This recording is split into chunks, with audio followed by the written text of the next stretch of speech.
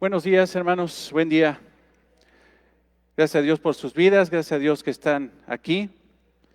Les pido por favor que nos pongamos de pie para iniciar nuestro culto dominical y darle gracias a nuestro Señor por tantas misericordias que podemos contemplar, tantas misericordias que nos ha dado. Alabemos a nuestro Rey, a nuestro Señor el día de hoy. Padre, te damos gracias, infinitas gracias, Señor, con nuestro corazón, porque tú, Señor, eres nuestro Dios, eres nuestro Redentor. Te damos gracias por este día, Señor, un día tan especial para nosotros, Señor, porque como iglesia nos reunimos en este lugar para que en lo colectivo, Señor, podamos adorar tu santo nombre, Señor. Escuchar tu palabra, comulgar, Señor, los unos con los otros, tener esa comunión, Señor, que es la evidencia, una evidencia más de la salvación que tú nos has dado por gracia. Amamos, Señor, el estar aquí, pero sobre todo te amamos a ti, Señor. Amamos, Señor, la obra que tú has hecho. Amamos, Señor, íntimamente a nuestro Señor Jesucristo. Y aunque nuestro amor no puede ser perfecto, es sincero, Señor, porque tú has puesto tu Espíritu en nuestros corazones, Señor, para guiarnos a toda verdad y para que nosotros seamos seguidores, imitadores de nuestro Señor. Gracias, Dios, por estos tiempos, Señor. Gracias, Señor, porque encontramos frescura en este lugar, encontramos tu presencia especial, Señor, en medio de nosotros, y por eso nos deleitamos el día de hoy y con gozo, Señor, con alegría. Queremos, Señor, exaltarte el día de hoy, cantarte, Señor, con entendimiento, cantarte, Señor, con nuestro corazón, con un corazón informado, Señor, con un corazón que entiende, Señor, la obra que tú has hecho. Gracias, Dios. Guía nuestros corazones a toda verdad y que podamos hoy adorarte en espíritu y verdad, Señor. Te lo pedimos para gloria y honra tuya. Gracias por la vida, Señor, de mis hermanos. Gracias por la vida de esta iglesia, por la vida de cada matrimonio, de cada familia, de cada joven, Señor, de cada hermana joven, de cada anciano, de cada anciana, de cada niño, de cada niña, Señor. Gracias, porque estamos en tu gracia, porque estamos en ti, Señor. Y sentimos, Señor, el impulso de tu Espíritu, Señor, para que en cada ámbito, Señor, familiar, matrimonial, individual, nosotros podamos adorar y bendecir tu santo nombre, Señor, ahí en donde tú nos has puesto, Señor.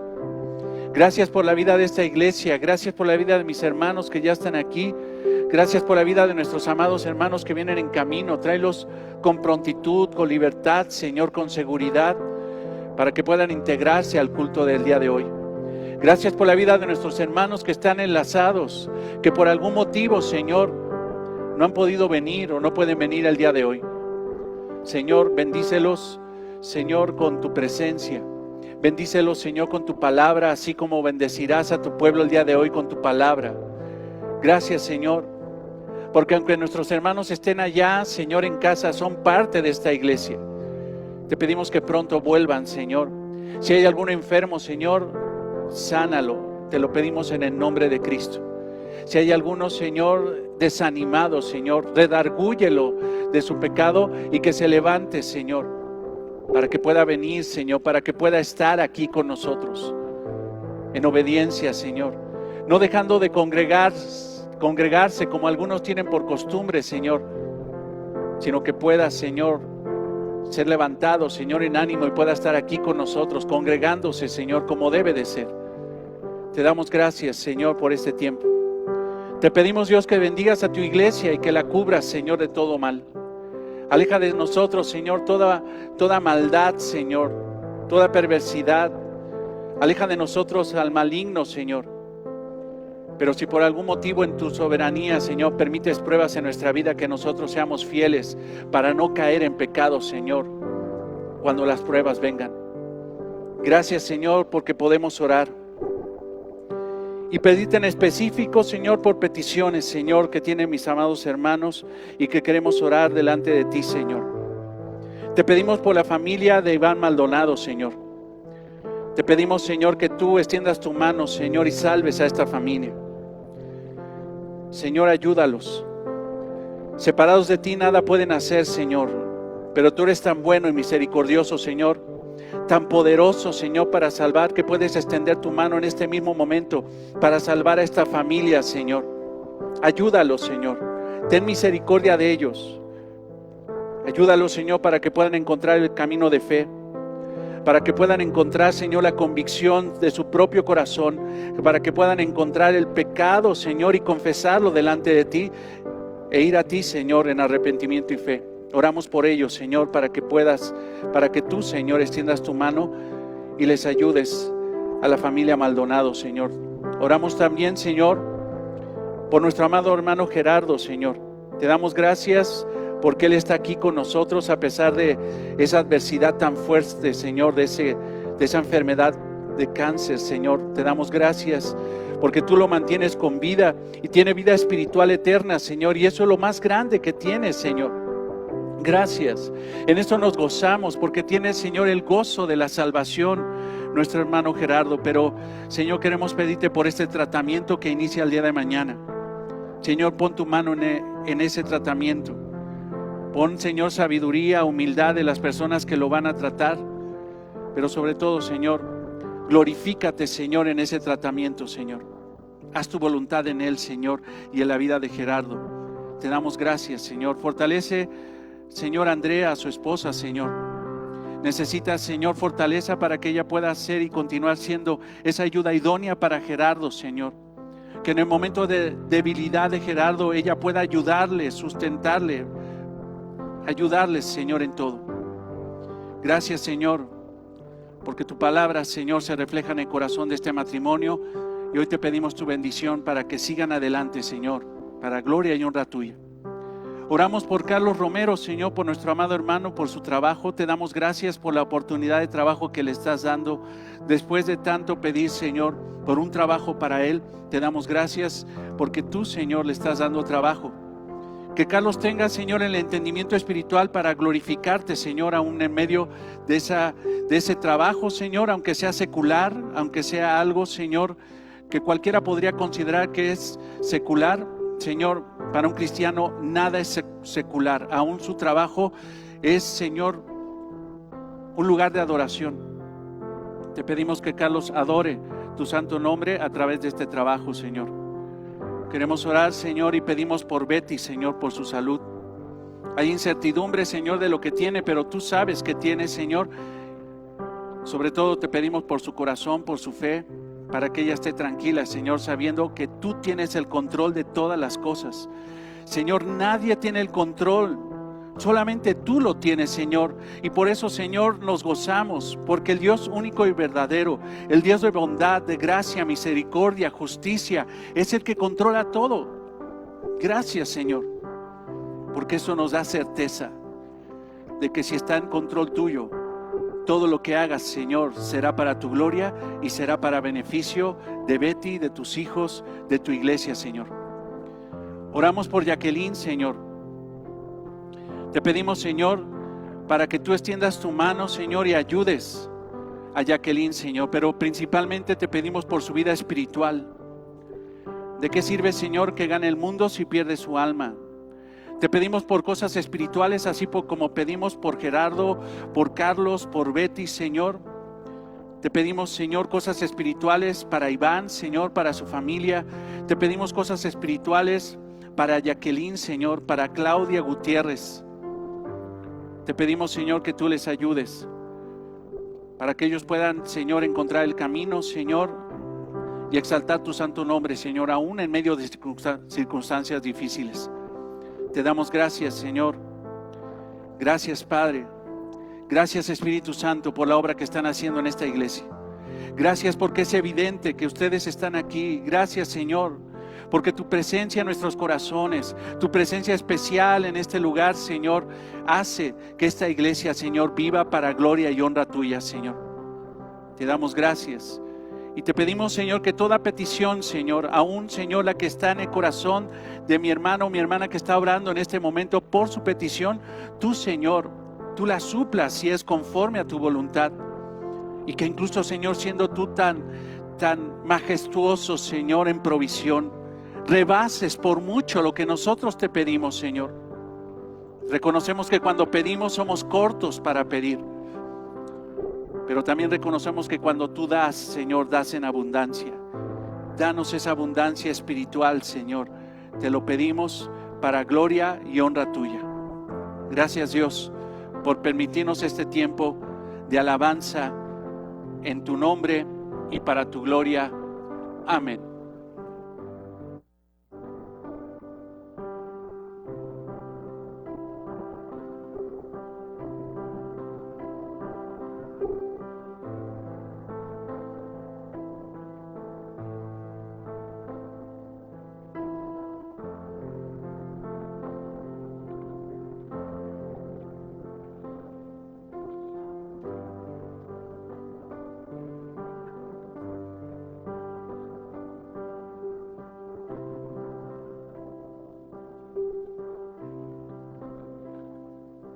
Buenos días, hermanos.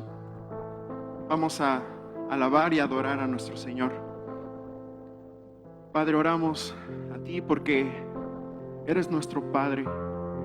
Eres Padre de aquellos que reconocemos tu santo nombre, tu grandeza y tu majestad, Señor. Creemos fielmente, Señor, que tú declaraste el fin desde el principio, Señor, y que nadie puede entender tu mente o cuestionarte.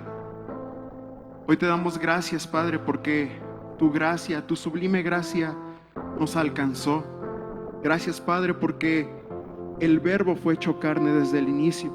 Tu Hijo, el unigénito, quien sustenta todo este universo. Gracias, Señor, porque esa rectitud de nuestro Señor Jesucristo la has puesto sobre nosotros. Él es nuestro Salvador. Tú eres nuestro Salvador, Jesús. Y te damos gracias también por la venida de tu Espíritu Santo, porque hoy no estamos solos, sino que tu Espíritu lo dejaste, el Consolador, y hoy vive entre nosotros, está en nosotros. Hoy te cantamos, Señor, y te damos gracias porque estas letras, Señor, estas canciones ya no solamente emocionan, sino podemos cantar con entendimiento, usando tu palabra, Señor, que es la fuente más grande que tenemos para adorarte, Señor, en espíritu y en verdad. Hoy, Señor, te vamos a pedir, como todos los domingos y todos los días, que nuestros cantos, Señor, nuestra alabanza no sea más que un reflejo de una vida que te adora en espíritu y en verdad, que te adora todos los días, Señor, con actitudes, con pensamientos, con todo nuestro ser. Hoy te cantamos, Señor, como iglesia, porque tenemos a un mismo Dios, grande, fuerte, poderoso, santo, santo, santo eres tú.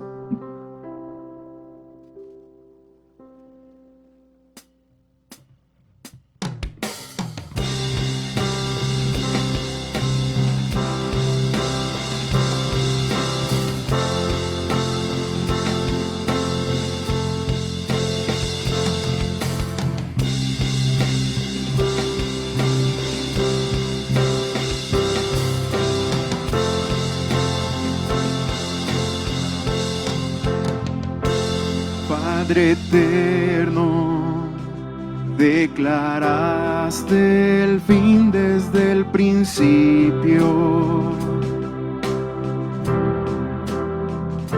Nadie puede entender tu mente o cuestionarte.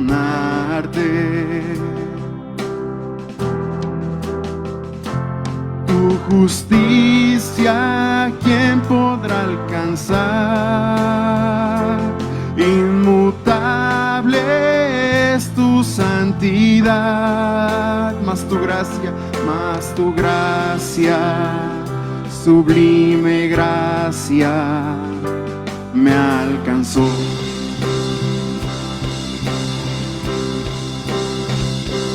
Padre eterno, por tu amor el Verbo fue hecho carne,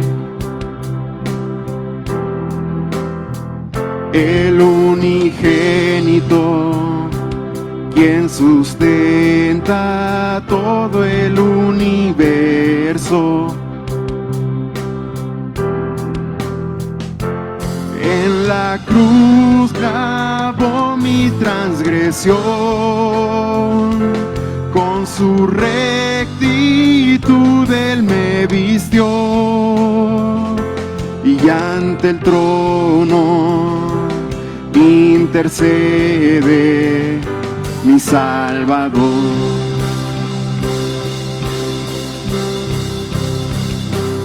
Aleluya, nuestro Dios eternamente se ha exaltado. Cante toda la creación por los siglos de los siglos al Trino Dios. Padre eterno, Padre eterno, tu Espíritu me ha restaurado de la muerte a la eterna vida me has llamado. Como un sello de mi salvación, permanece el fiel Consolador. Me recuerda tus promesas, me recuerda tus promesas y tu perdón.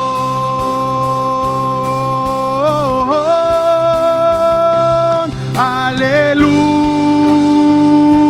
nuestro Dios eternamente se ha exaltado. Cante toda la creación por los siglos de los siglos. Aleluya, nuestro Dios eternamente se ha exaltado. Cante toda la creación por los siglos de los siglos al Trino Dios.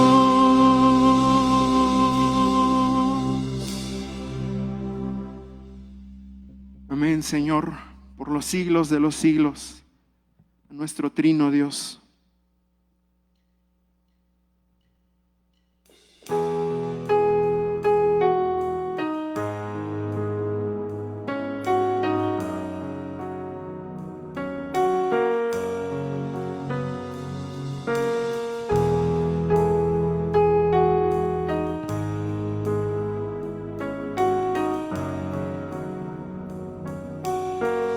Profundo es el amor de Cristo, más que el infierno y la maldad. Dejó su trono y su gloria para traernos hacia Él. Más ancho es el amor de Cristo, el foso que nos separó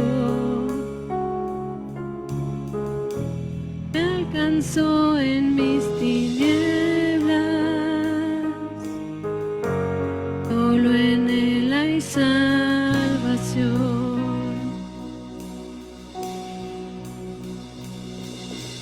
Más profundo que el mar, más allá del cielo está tu amor, me bastará.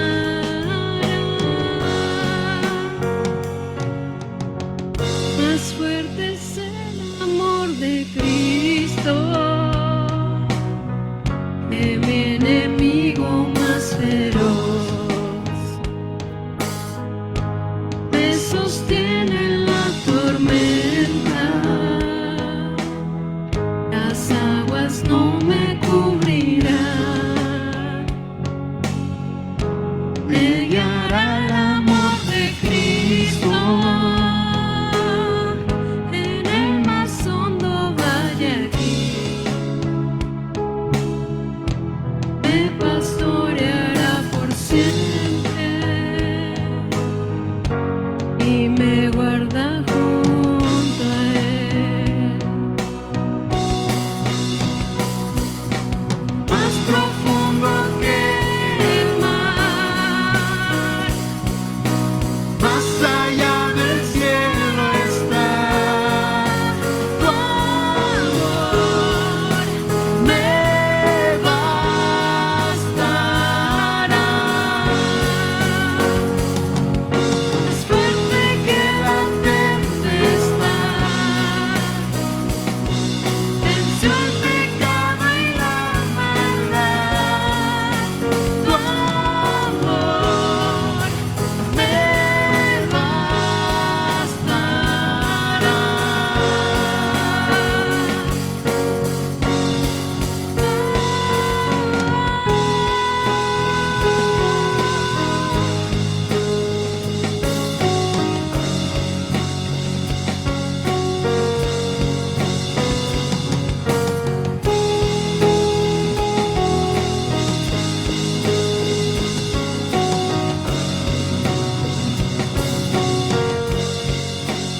el amor de Cristo, mientras más cerca estoy del fin, disfrutaré su amor por siempre, ante su trono estaré,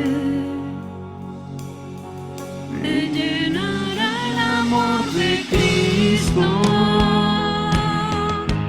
Al su rostro contemplar, yo le amaré por siempre, su alabanza cantaré, su alabanza cantaré, su alabanza cantaré.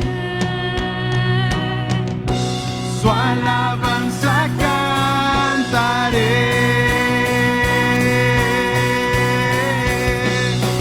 Más profundo que el mar, Más allá del cielo está tu amor me bastará.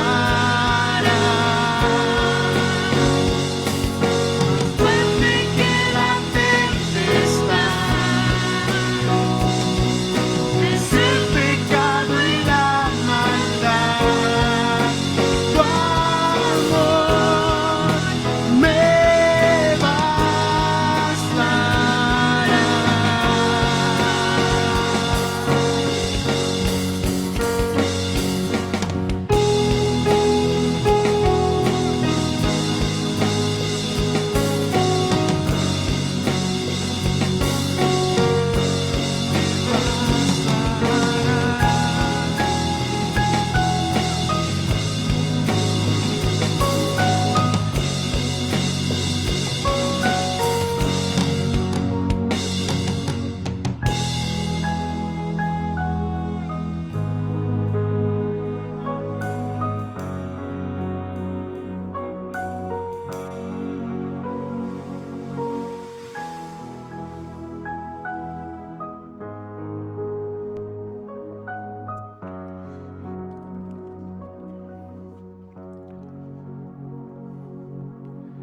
Gracias, Dios,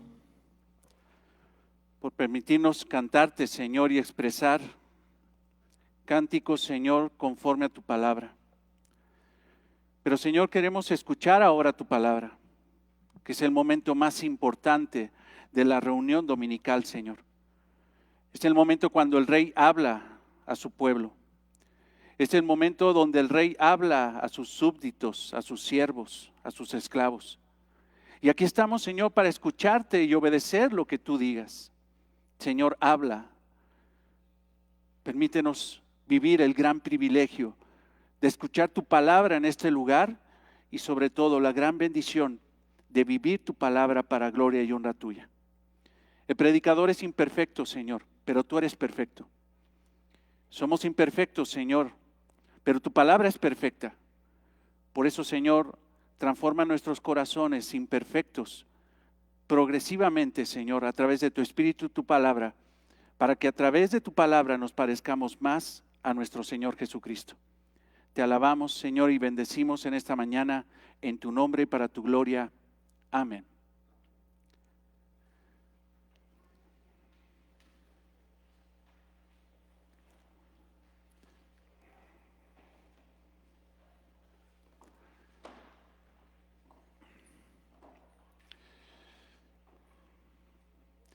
Qué gozo, hermanos, verlos.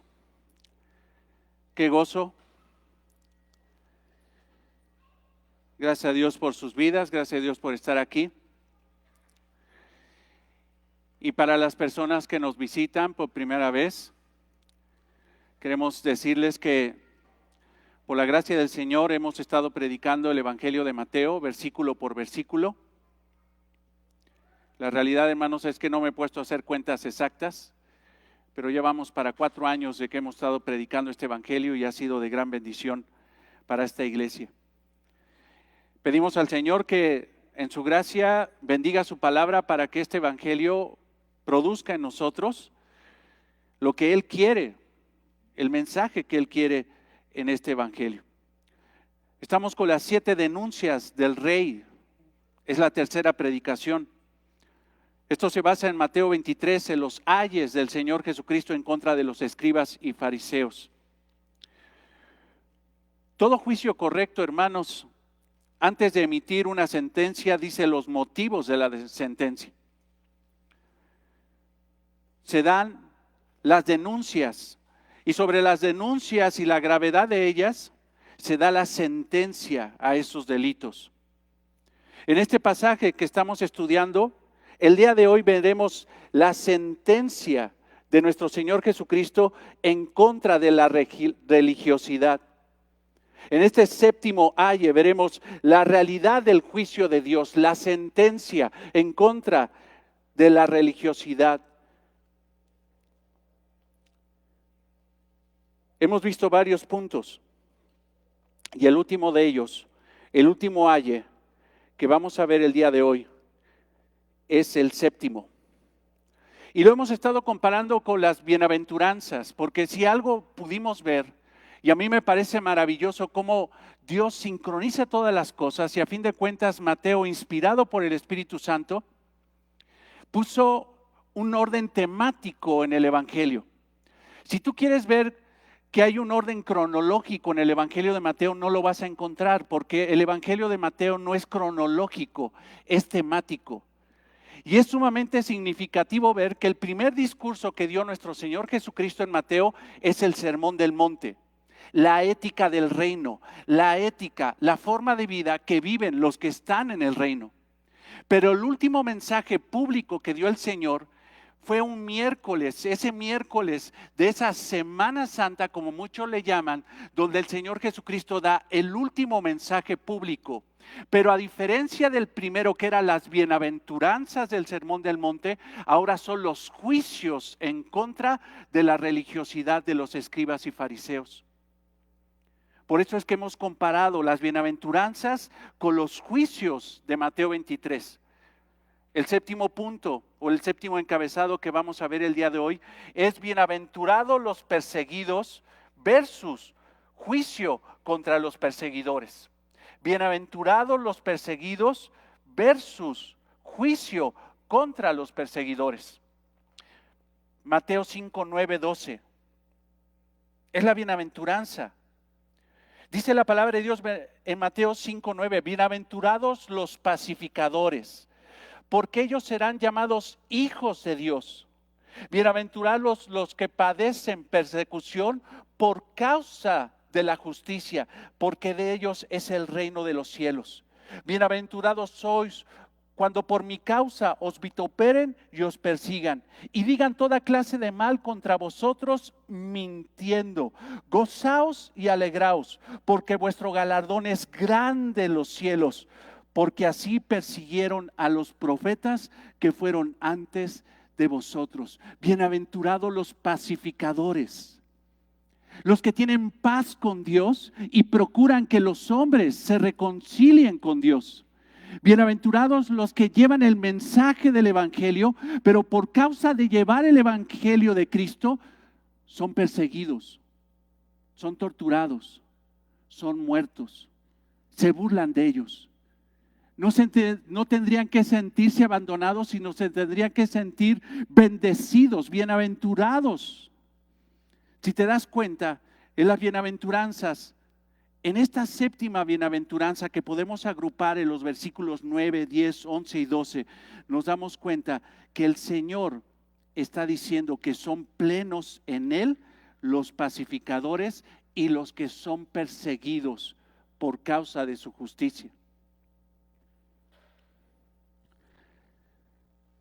El apóstol Pablo le llamó a esos perseguidos reconciliadores.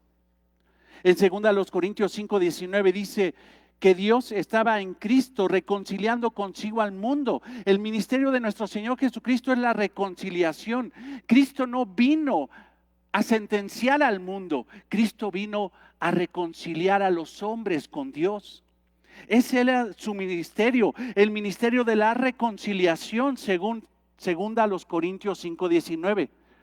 No tomándole en cuenta a los hombres sus pecados, y nos encargó a los bienaventurados que nosotros diéramos la palabra de reconciliación, el evangelio. Entonces, el que procura la paz con Dios y busca que los hombres estén en paz con Dios a través del mensaje del evangelio, aunque sean perseguidos por predicar el evangelio, incluso hasta muertos, esos son bienaventurados. Esa es la ética del reino. Los heraldos de Cristo son bienaventurados, los que llevan la palabra de Dios, el evangelio de Dios, la palabra de reconciliación, esos que llevan el mensaje para que los hombres restauren su relación con Dios. Entendemos que los primeros padres que tuvimos, Adán y Eva, entraron en conflicto con Dios en el momento de que pecaron. En el momento que le dieron la espalda a Dios, Dios les dio la espalda a ellos, los expulsó del paraíso. El Señor es santo y justo. Y cuando hay pecado, hermanos, Él tiene todo el derecho de dar la espalda y alejarse del pecado y de los pecadores. Mas sin embargo, en la gracia del Señor, Él prometió que vendría uno que tendría el ministerio de la reconciliación y que por medio de Él, su simiente, reconciliaría al hombre con Dios. Jesucristo reconciliando a Dios, al hombre con Dios. Su iglesia reconciliando al hombre con Dios. ¿A través de qué? Del mensaje del evangelio. Pero predicar el mensaje del evangelio, Jesucristo dijo, les va a costar a muchos la vida. Los van a matar por causa de mi justicia. Pero esos son bienaventurados. Durante siglos el Señor en su gracia ha mandado hombres con ese mensaje a profetas, hombres de Dios que han emitido la palabra de Dios para reconciliar a los hombres con Dios.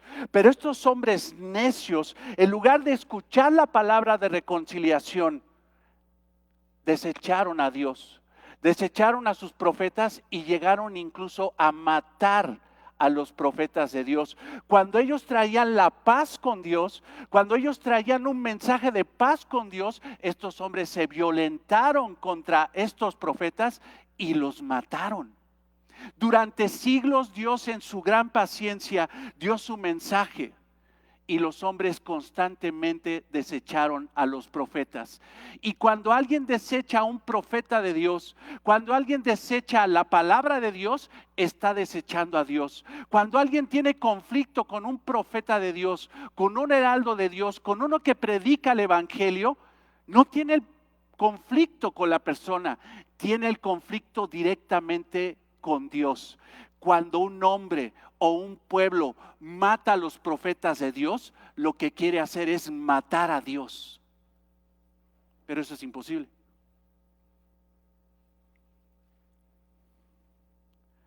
Jesús ya había hablado el tema con estos hombres.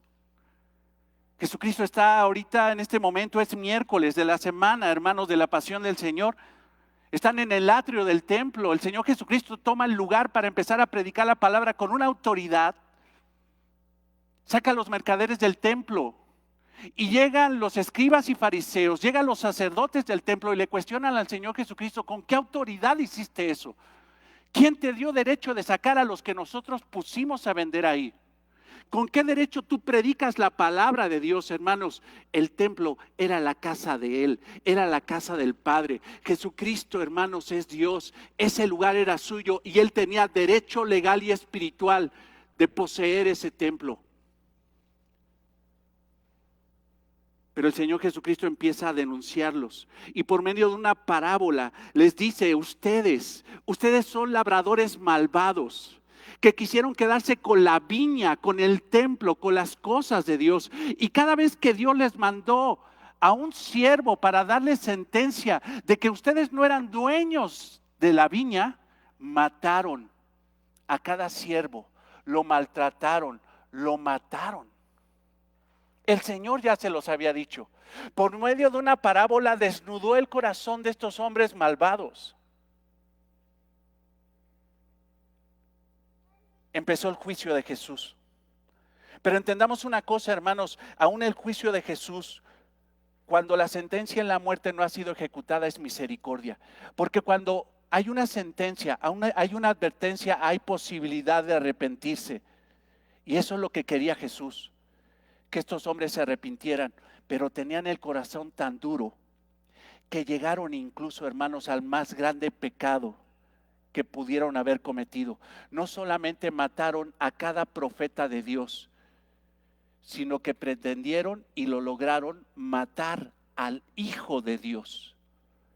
Ese era el más grande pecado de estos hombres. Por eso, ante ese gran pecado, esa gran condenación, quieren matar al profeta de Dios, quieren matar al Hijo de Dios, quieren matarme a mí. Eso es lo peor que ustedes pueden hacer. E incluso ustedes son peores que los que hicieron en el pasado. Lo mismo. Matar a cada mensajero del evangelio, del mensaje de paz de Dios para con la gente. Hermanos, este último es sumamente significativo. Jesucristo está confrontando a estos hombres que fueron asesinos de profetas, asesinos de mensajeros de Dios. Estos escribas y fariseos eran la representación misma de una generación hipócrita y asesina. A lo mejor ya me están volteando a ver como diciendo: oye, está muy duro eso, hipócrita y asesino. Hermanos, Jesucristo les dijo simple y sencillamente eso: ustedes son una generación de hipócritas y de asesinos. ¿Por qué? ¿Por qué les dijo eso? Jesucristo explica el juicio. Mateo 23, 29, ve el texto por favor. Ay de vosotros, escribas y fariseos hipócritas. Otra vez, ay. La expresión, hermanos, de juicio del Antiguo Testamento. Es una expresión de dolor. Es una expresión de decepción. Ay de vosotros. Pero al mismo tiempo ese ay es una expresión de juicio de Dios. Cuando dice ay, está diciendo: pobres de ustedes. El juicio de Dios caerá. ¿Por qué? Porque son hipócritas. Porque edificáis los sepulcros de los profetas. Ahora, aquí primero les dice hipócritas y después les va a decir por qué. ¿Qué actividad hacían para llamarlos hipócritas? Porque edificáis los sepulcros de los profetas y adornáis los monumentos de los justos. Estos hombres religiosos, los escribas y fariseos, constantemente hacían homenajes a los mártires y a los héroes del Antiguo Testamento. Para que me agarre la onda, es como cuando se van al Benemérito de las Américas, ahí el de Benito Juárez, llega la autoridad, el presidente, hace ahí un homenaje, da unas palabras en memoria del héroe nacional. De la misma forma, los escribas y fariseos tenían héroes nacionales que eran incluso los profetas muertos por el pueblo, mártires y héroes del Antiguo Testamento. No está mal hacer un reconocimiento a alguien. Estos hombres lo que hacían era tomar los mausoleos y los decoraban, tipo 2 de noviembre. Que agarraban y decoraban la tumba y la hacían bella y después ponían un púlpito para empezar a decir y recordar la memoria de aquellos héroes muertos por predicar el mensaje de Dios. No había nada malo de eso. Pero lo que pasa, hermanos, es que hipócritamente, cada vez que decían y hacían sus ceremonias, decía lo que del versículo 30 señala, y a fin de cuentas nuestro Señor Jesucristo, ve el versículo 30 y decís, ese es el problema. Si hubiéramos vivido en los días de nuestros padres, de nuestros antepasados, no hubiéramos sido sus cómplices en la sangre de los profetas. O sea, estos hombres están diciendo, si nosotros hubiéramos sido aquellos en el Antiguo Testamento, nosotros no hubiéramos matado a los profetas. Nosotros somos mejores que nuestros padres. Nosotros no hubiéramos hecho eso. Hermanos, esa era la gran hipocresía de estos hombres. Se creían mejores que sus antepasados. Y decían, aquellos son asesinos, nosotros no hubiéramos hecho eso. Hermanos, eran ciegos. Tenían la verdad enfrente encarnada. Tenían al Hijo de Dios enfrente, al Mesías que tanto esperaban y querían matarlo. O sea, hermanos, eran iguales o peores que sus antepasados, pero por fuera decían, nosotros no mataríamos a un mensajero, a un heraldo de Dios. Dios nos libre. Dios me libre de hacer eso. Y querían matar al profeta de Dios. Querían matar al Hijo de Dios, al Mesías, lo querían matar. Estos hombres, como ya lo hemos estudiado, les encantaba el exhibicionismo, alardear de ellos mismos, creerse mejores que los demás. Los escribas y fariseos eran tan hipócritas que en lugar de orar a Dios en la intimidad, buscaban esquinas para orar, para ser vistos de los hombres. Eran tan hipócritas que en lugar de ayunar y consagrar ese ayuno a Dios, enmudecían, enlutaban su rostro para que la gente les preguntara, ¿qué está haciendo, Rabí? ¿Qué está haciendo, hermano, que lo veo tan santo? Estoy ayunando porque soy un hombre espiritual. Y soy tan espiritual que yo no hubiera matado a los profetas del Antiguo Testamento. Dios me libre de hacer una cosa así. Hipócritas, Jesús les dice. Hipócritas. La actitud de estos hombres era matar a cualquiera que llegara a decirles la verdad. Eran ciegos porque no veían la corrupción de su corazón y eran ciegos, hermano, porque otro término que utiliza nuestro Señor Jesucristo, aparte de hipócritas, de sepulcros blanqueados, les dice ciegos. No ven su propio corazón y no ven que el que está enfrente es el Mesías de Dios. Son ciegos y guías de ciegos.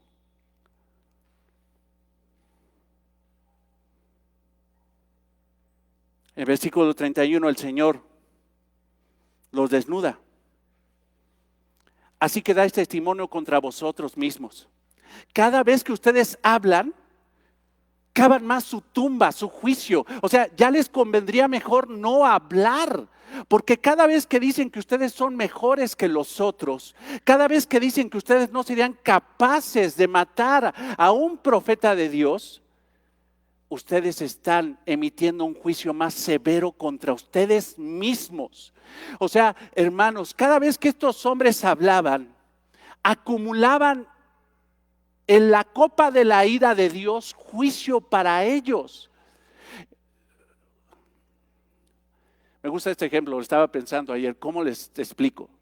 Porque lo vamos a ver más adelante. Cada vez que estos hombres hablaban, Dios abonaba en una copa de ira más ira en contra de ellos. Hasta que llegó a copetear, hasta que llegó al límite. Por eso Jesús le dice, aquí, así que dais testimonio contra vosotros mismos, de que sois hijos de aquellos que mataron a los profetas. Ustedes no dicen que harían lo mismo, pero ustedes tienen el mismo espíritu, son hijos de los que mataron a los profetas. Y si aquellos fueron asesinos, ustedes de la misma forma son asesinos. Durante siglos los judíos esperaban al Mesías. Las mujeres soñaban, las mujeres jóvenes, tener en su vientre al Mesías. Imagínate la bendición de María cuando supo que el Mesías estuvo en su vientre. Durante siglos, hermanos, las mujeres esperaban dar luz al Mesías. Durante siglos, los jóvenes judíos esperaban tener la actitud del Mesías para ser el Mesías. Todos esperaban al Mesías. Pero estos hombres viles tuvieron al Mesías enfrente y no lo vieron. Ciegos. Tuvieron al Mesías en sus propias narices y no los vieron, no lo honraron y lo mataron. Y todavía dicen, nosotros no haríamos eso.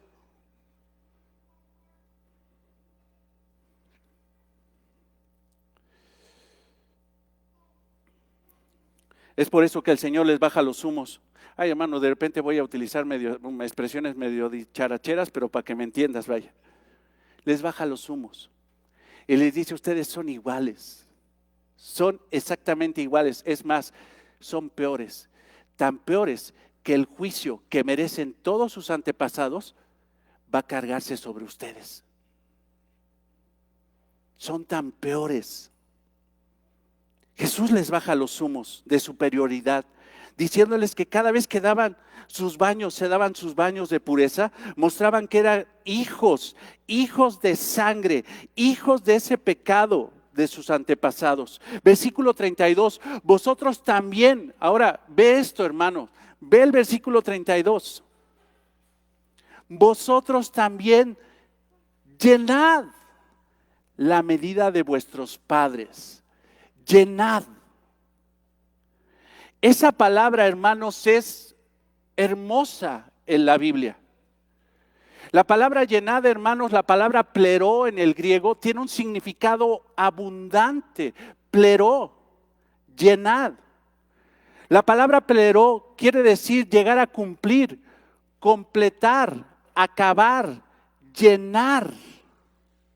Es la misma palabra, hermanos, que Pablo utiliza en Efesios 5:17 para decirle a la iglesia, ustedes no se llenen de vino, no se llenen de mosto, sino antes bien sed llenos, pleró del Espíritu Santo. Si se van a llenar de algo, llénense del Espíritu Santo. Pleró, llenad. Es la misma palabra que utiliza nuestro Señor Jesucristo en el Sermón del Monte cuando dice, yo no vine a abrogar la ley, sino a cumplir, pleró toda justicia de Dios. Jesucristo está diciendo, yo no vine a pecar, sino a cumplir toda la palabra de Dios al tope. Imagínate cuando escuches la palabra pleró, llenad, como un vaso que ya no le cabe más. Ni una gota más podría caber, entrar, porque se derramaría. Esa es la aplicación de la palabra llenad, pleró. Ni una gota más. Una más y se desborda. Ni le falta ni le sobra. Jesús vino a llenar la justicia de Dios. Pablo dice, iglesia, llénense hasta el tope del Espíritu Santo. Llénense. Pero Jesús en el versículo 32, fíjate lo que les dice a estos hombres: vosotros también están ya al límite de la medida de vuestros padres. Ustedes están a punto de rebasar ya incluso la medida de esos malvados. Ya están al punto de rebasarlo. Una gota más y se rebasa. Y hermanos, me adelanto un poquito. Esa gota no fue una gota, fue un chorro de ira de Dios, porque el viernes a las 3 de la tarde Jesucristo estaba muriendo en una cruz por estos hombres que decían, nosotros no haríamos eso. Y el día que crucificaron a Cristo no fue la gota que derramó el vaso, fue el chorro que derramó la ira de Dios en contra de ellos. Ustedes, escribas y fariseos, son ciegos y no se dan cuenta que no son mejores que sus antepasados, pues ellos comenzaron la obra y ustedes la van a terminar. Ustedes van a terminar la perversa obra de sus antepasados, la van a llenar, la van a pleró, la van a cumplir a plenitud. Ellos solamente empezaron, ustedes van a hacer la culminación de la más perversa obra, matar al Hijo de Dios. La palabra pleró, entonces, hermano, tiene un significado que a mí me entusiasma mucho. Pero también la palabra pleró, hermano, implica algo en la Biblia. Porque en el Antiguo Testamento la palabra, hermano, llenad, implica juicio de Dios. Mientras que en el Nuevo Testamento tiene implicaciones positivas, como ser llenos del Espíritu Santo. En el Antiguo Testamento casi siempre la palabra llenar está relacionada con una copa, la copa de la ira de Dios. Y quiero ponerte otro ejemplo. Tienes dos vasos igualitos, del mismo volumen, la misma capacidad, y en la parte de abajo están conectados por un tubo. Si tú echas agua aquí, ¿qué va a pasar con el siguiente vaso, que el de al lado? ¿No se va a llenar? Si están conectados, se va a llenar. ¿Y cómo se van a llenar? ¿Uno más rápido y el otro más lento? No, se van a llenar a la misma velocidad y al mismo nivel. Jesucristo les está diciendo a estos hombres, cada vez que ustedes obran, sus malas obras y las están metiendo en este vaso de pecado, cada vez que acumulan más su pecado, al mismo tiempo, ¿no se han dado cuenta, ciegos fariseos, que al mismo tiempo el nivel de la ira de Dios está creciendo? Y conforme van pecando, la ira de Dios se está acumulando. De la misma forma, la paga del pecado es muerte. Y cada vez que una persona peca, y esto ya lo es una aplicación global, no solamente escribas y fariseos, cada vez que una persona peca, está acumulando en el vaso de la ira de Dios, ira en contra de esa persona. Dios no se va a quedar cruzado de brazos diciendo, ay, pecó, pues ay, mañana veo a ver qué hago. En cuanto la persona peca, en ese momento viene la ira de Dios y se va acumulando hasta que pleró, se llenó al tope. Hasta ahí llegó. Es correcto lo que dice el Salmo 103. 8, misericordioso y clemente es Jehová, lento para la ira y grande en misericordia. Yo lo que quiero que veas con esta expresión del Salmo 103 es que el vaso de Dios es muy grande. No es un vasito así que se llena luego. El vaso de Dios es muy grande, hermanos, y tiene mucha paciencia. Siglos pasaron, hermanos, de paciencia de Dios, mandando profeta para que los hombres se arrepintieran. Y cada vez que Dios mandaba un profeta, los hombres pecaban y mataban al profeta. Y el vaso del Señor es amplio. muy misericordioso, pero déjame decirte una cosa, Dios también tiene tope. Y cuando Dios dice, hasta aquí con tu pecado, es porque ya llegó a llenarse a tope el vaso de su misericordia y del pecado.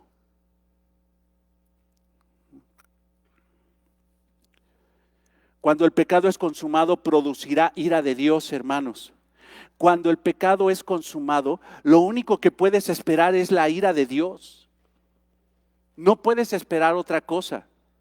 En el libro de John Owen, La mortificación del pecado, este hombre que es un puritano del siglo XVII, dice esto, y es muy cierto, lo estudiábamos el viernes con los hermanos.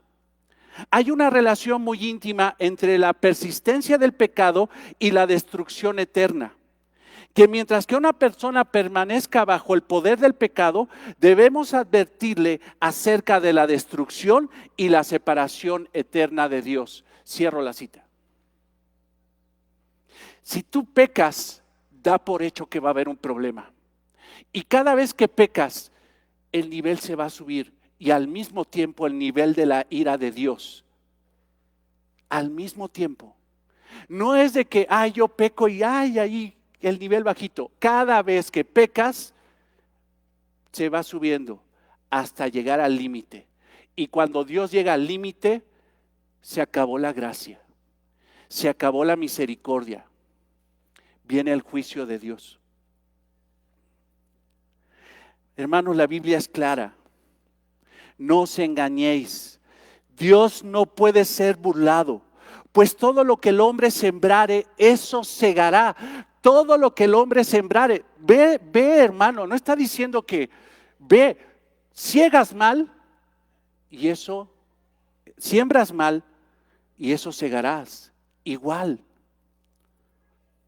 Porque el que siembra para su carne, de la carne segará corrupción. Mas el que siembra para el espíritu, del espíritu segará vida eterna. Gálatas 6:7. Principios espirituales importantes. Que estos hombres, escribas y fariseos, expertos supuestamente en la palabra de Dios, que se decían expertos en la palabra de Dios, no entendían. Hermano, déjame decirte una cosa. Una persona se puede decir que es experta en la palabra de Dios, pero si no vive en santidad, aplicando en su matrimonio, en su familia, en su sociedad, no sabe nada de la Biblia. De repente llegan, es que yo sí sé. Le digo, bueno, déjame ver, por sus frutos los conoceréis. Si tú no vives en santidad, tú no sabes nada de la Biblia. Estos hombres se decían expertos en la ley, pero cada vez que abrían la boca, llenaban el vaso de la ira de Dios. En el Antiguo Testamento, hermanos, constantemente habla de la ira de Dios como si fuera una copa. Y esa copa, hermano, la estaba llenando constantemente su pueblo que tendría que honrarlo, bendecirlo, adorarlo, ser él su único Dios, su único pueblo. Este pueblo, hermano, fue infiel constantemente. Isaías 51:17 dice, despierta, levántate, oh Jerusalén, que bebiste de la mano de Jehová el cáliz de su ira. O sea, el mismo Isaías les está diciendo, ustedes llenaron el vaso de la ira de Dios y por eso les cayó el juicio de Dios. Espérame tantito, rey, oye, ¿que no era su pueblo? ¿Que no era Israel? Sí, era su pueblo y era Israel. Y constantemente Dios mandó su ira contra el pueblo.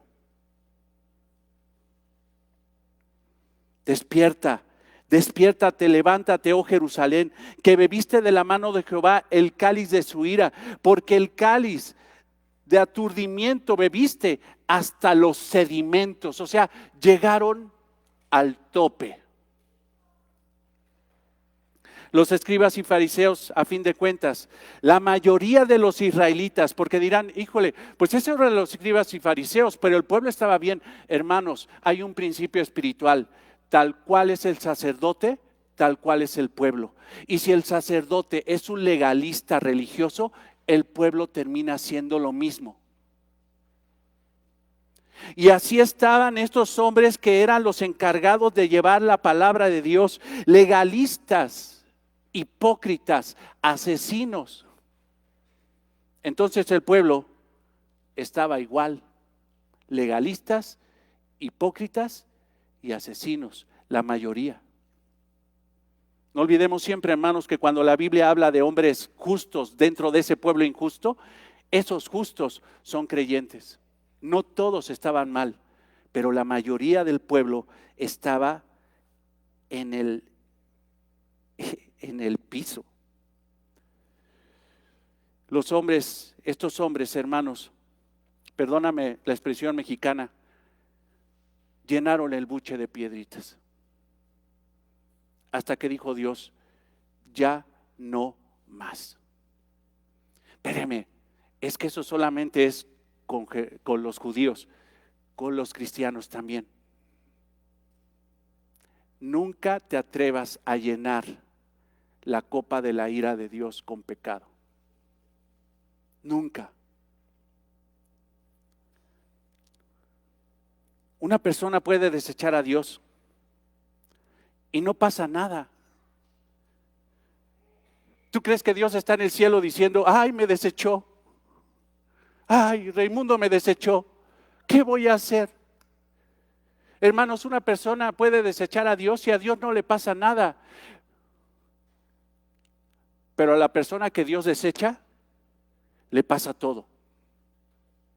La persona que Dios desecha, le pasa todo. Y aún, hermanos, preferiría a esa persona que Dios tenga un trato de ira contra esa persona.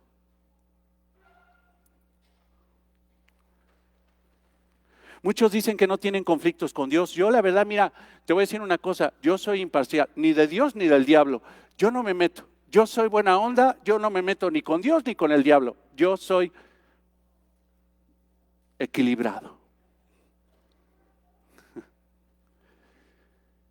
Si no estás conmigo, estás contra mí. Y si estás contra mí, la ira mía te va a destruir. Estos hombres estaban en contra de Cristo.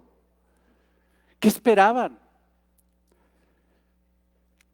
Hermanos, los escribas y fariseos representan a la humanidad cada día. A tantos hombres, mujeres, que simple y sencillamente ven a Dios como si fuera cualquier cosa. Los escribas y fariseos representan a una humanidad caída, ciega, que no acepta la verdad, que cuestiona la verdad. Gente que puede entrar a la iglesia y aquí sí, amén, gloria. Y allá afuera cuestionan y cuestionan y cuestionan. Pero ¿sabes a quién cuestionan normalmente? ¿Sabes a quién cuestionan? Al profeta. Ese es lo que dijo ese, no, la verdad, no, es que lo que dijo ese, pues ten cuidado, porque lo que dice ese es conforme a lo que dice aquí, tú no estás cuestionando a ese, tú estás cuestionando a Dios. Esa es la trágica fórmula de los legalistas, de los hipócritas, que simple y sencillamente, con Dios no, ¿cómo crees que me voy a...? Pero a los profetas, al que venga a hablar la palabra de él, a ese lo cuestiono, lo maltrato y si es posible hasta lo mato. Hermanos, Dios quiere salvar a la humanidad y salvará solamente a los que crean en Jesucristo. Pero la humanidad, hermanos, odia profundamente a Dios y todo lo que implique a Dios. Sus profetas, su iglesia, sus hijos. Déjame decirte una cosa, tú eres odiado por el mundo. Pero no pongas los ojos en eso, porque tú eres amado por Dios. Y entre más des testimonio de amor a Dios, más te va a odiar el mundo. Y si odiaron a Jesucristo, acostúmbrense, a nosotros nos va a tocar. Es más, te voy a decir una cosa. A lo mejor alguien está diciendo, pastor, espérate, Rey, yo soy bien amado, yo soy el buena onda, en la oficina soy el alma de la fiesta. No, hombre, en la escuela yo soy de veras, nadie me persigue, nadie. Te voy a decir una cosa, si tú dices que estás bien cómodo, es porque seguramente no estás haciendo nada. Porque si tú te levantas a predicar el mensaje del evangelio como es, te vas a meter en conflictos a fuerza. Y entre más odiada es una persona por decir la verdad, es porque está haciendo mejor su ministerio. Pero si ella dice, no, yo no me meto en conflicto. Fíjate, todavía cristianos, yo no me quiero meter en conflicto con nadie. Yo respeto como Bora. Los que se rieron ya tienen mi edad. Yo respeto. O sea, Dios te mandó a respetar. Dios te mandó a proclamar la verdad, aunque en esto te costara la vida.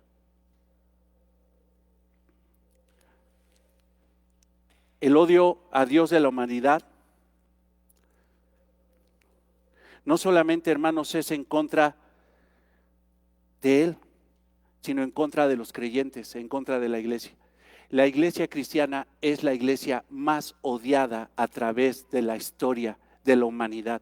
La iglesia cristiana es la que ha sufrido más persecuciones a través de la historia de la humanidad. Y lo más chistoso, hermanos, es que el Imperio Romano, los que dicen que tienen la verdadera iglesia, son los que más han perseguido a los cristianos.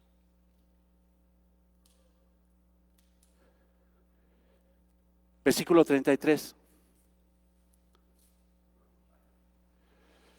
Serpientes. Ay, Dios. No, ya. Serpientes. Generación de víboras. O sea, ¿por qué la diferencia? Te hubiera dejado en serpiente ya. Imagínate que le diga a una persona serpiente. Hermano, decirle a una persona serpiente probablemente implica algo positivo. No, tú eres una serpiente. Sí, es que yo, hubieras de ver cómo me muevo, cómo soy astuto. Si eres una serpiente hábil. No solamente les dice serpientes, sino les dice en griego ophis. Ophis. Y eso es víboras. ¿Tú alguna vez has sabido que a alguien le dice, eres una víbora? ¿Sí? Ahí sí soy yo gacho, ¿verdad? Ya cuando a una persona no le dicen serpiente, sino le dicen, tú eres una víbora, híjole, ya, ahí sí ya estuvo fuerte. ¿Quieres saber qué quiere decir cuando a una persona le dicen víbora? Lo vemos aquí. Serpientes, generación de víboras, ¿cómo escaparéis de la condenación del infierno? O sea, hermanos, les dijo hipócritas, les dijo ciegos, guías de ciegos, sepulcros blanqueados, ladrones, asesinos, egoístas, vanidosos, hijos del diablo, estorbos, creadores del hijos del infierno, y ahora les dice víboras. Pero la palabra ophis, la palabra ophis, que es muy distinta a la que encontramos en serpiente, la palabra ophis, que quiere decir víbora, representa o habla de unas pequeñas víboras que eran extremadamente engañosas, porque entre la paja y la madera tomaban el color de la madera. Las ophis se metían entre la madera, eran engañosas, engañaban a la gente y eran extremadamente venenosas, al grado que persona que picaban, la mataban. Probablemente, o no digo, ¿cómo se llama? No probablemente, sino seguramente, este tipo de serpiente o de víbora le picó a Pablo en la narrativa de Hechos 28, 3, 6, cuando vieron que él extendió la mano en las ramas, agarró, no se dio cuenta que había una serpiente y lo pica, y resulta que Pablo no muere, hasta creyeron que era un dios. Corrijo, egitma es la palabra de esta serpiente, víbora venenosa. Serpiente es Ophis. Ophis es serpiente, víbora es egidna.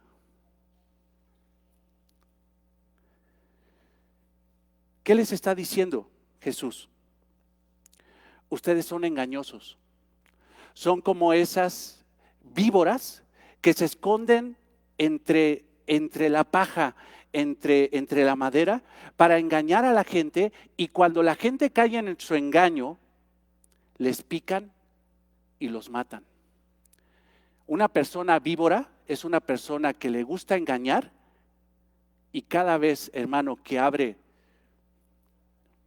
la boquita, mata. Su propósito es matar. Engañosos y asesinos. Ustedes son engañosos y asesinos. Ustedes engañan a las personas, y cada vez que engañan, buscan matar. Es lo que les está diciendo. Pero ahora, hermanos, les está diciendo que son una generación de víboras. Esa palabra, no sé si te hacen eco con lo que les dijo Juan el Bautista a los escribas y fariseos en Mateo 3:7, te lo leo.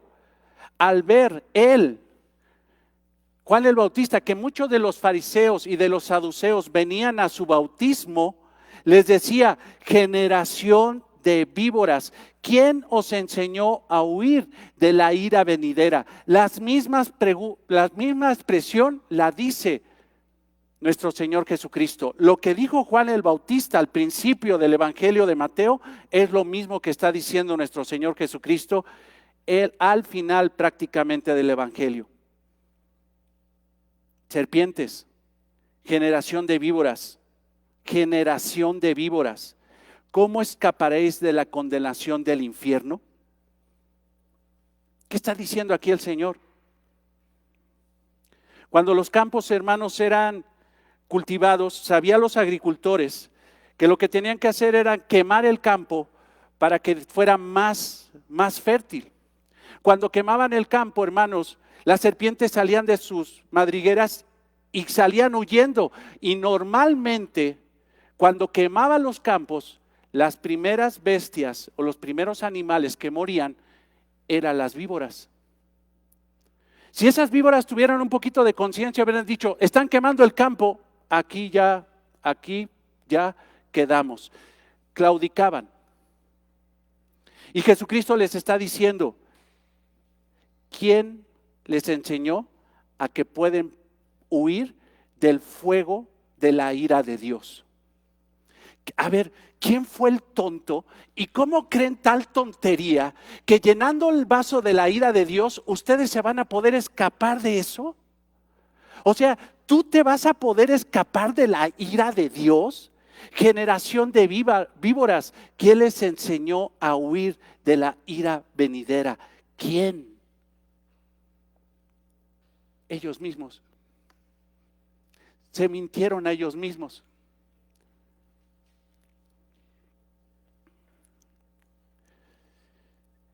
Ahora aquí el Señor utiliza una expresión. La otra vez hablaba con un hermano. Me decía: ¿por qué hay que decirle a la gente del infierno?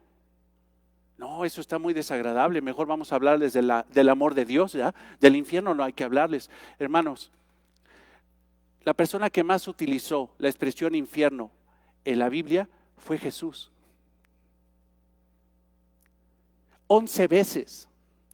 Y solamente una vez Pedro y una vez Santiago en sus epístolas. La persona que más habló del infierno fue Jesucristo.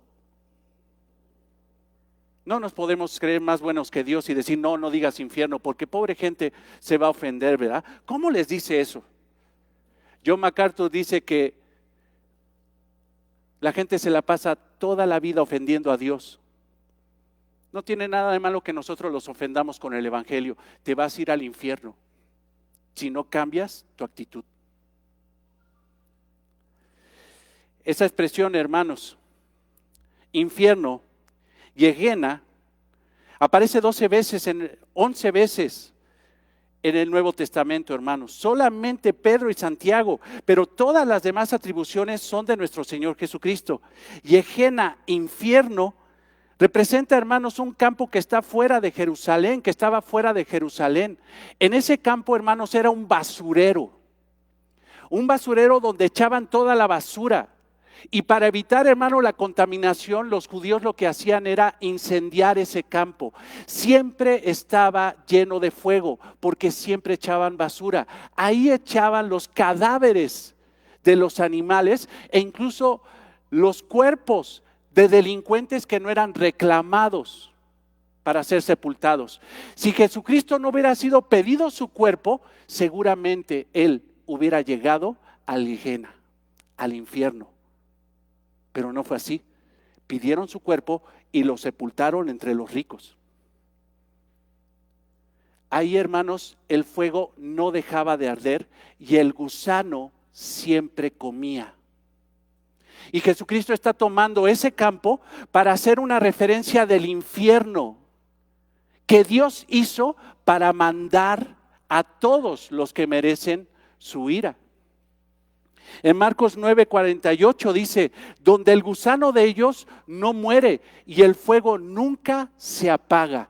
Ahí en el infierno nunca el gusano dejará de comer y nunca el fuego se apagará. ¿Qué quiere decir? Que el que llega al infierno es porque llegó al tope de la ira de Dios.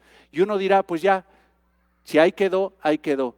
Hermanos, quiero decirte una cosa. El infierno no tiene fuego. Es una alegoría. El infierno no tiene gusanos que comen y no dejan de comer nunca. Eso es una alegoría. El infierno está lleno, ¿sabes de qué? De la ira de Dios. De eso está lleno el infierno. De la ira de Dios en contra de aquellos que no se humillaron delante de Él, que desecharon a su Hijo.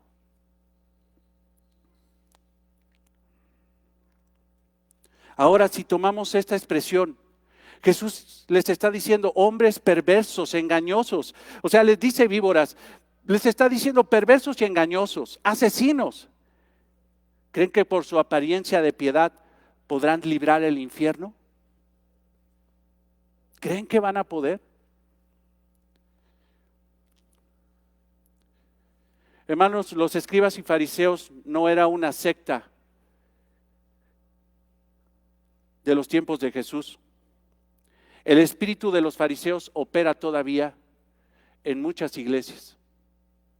Opera en mucha gente que se dice cristiana, pero por dentro está muerta espiritualmente.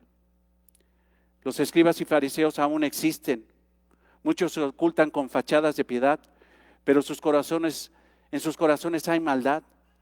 Su ministerio es impedir que la gente entre al reino. Son personas legalistas, inventores de leyes humanas que todavía etiquetan como leyes de Dios. Ladrones del gozo, cargando a la gente con activismo religioso a los demás, pervirtiendo la verdad de la palabra, robándole a las personas su dinero, extorsionando a la gente.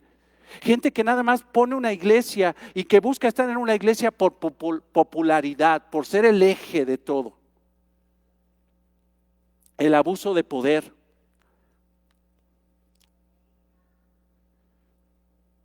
Cada vez que una persona sigue a una persona así, es hecha 2 veces más hija del infierno que ellos. Son malvados, son doble cara, son asesinos.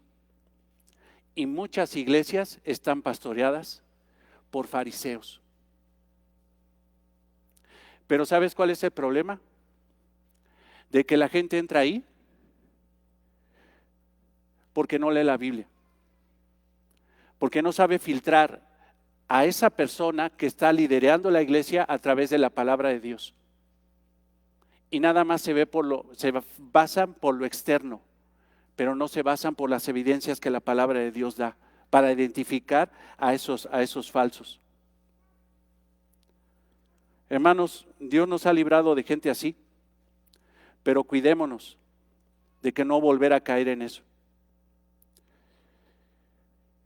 el Señor sabía, hermanos, que era inevitable ya el juicio, que habían llegado al tope, que estaban ya a 2 días, miércoles, jueves, viernes, de llenar su maldad, de completar su maldad de matar al Hijo de Dios.